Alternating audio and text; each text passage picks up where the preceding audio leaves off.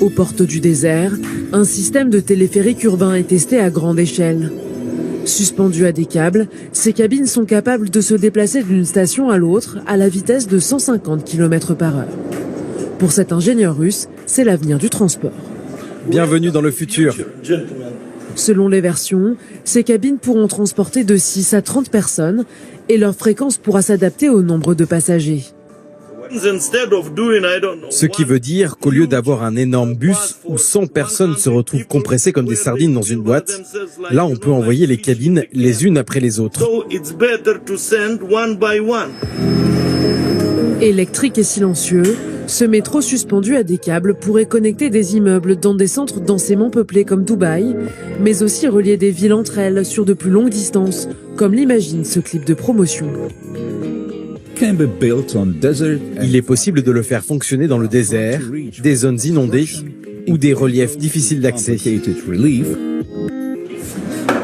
Déjà connue en montagne, cette technologie simple et efficace n'a pas besoin de pilote pour fonctionner. Une pièce comme celle-ci est faite pour superviser 50 à 100 véhicules, puisque quasiment tout est automatique. Une solution adaptable pour le transport du fret.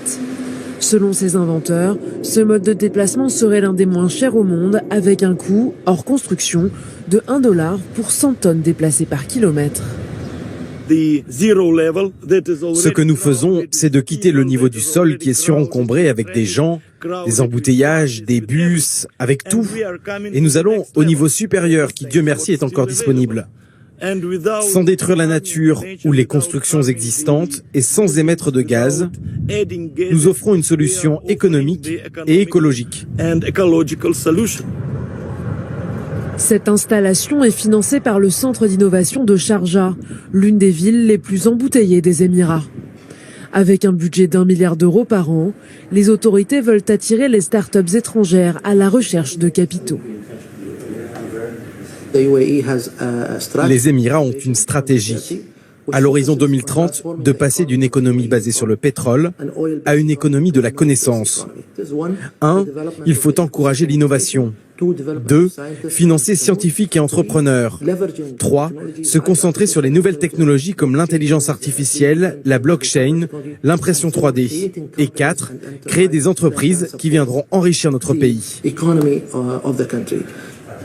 Les villes émiriennes de Sharjah et de Dubaï devraient être les premières au monde à installer ce téléphérique urbain. Une étape avant d'exporter ce moyen de transport à l'étranger.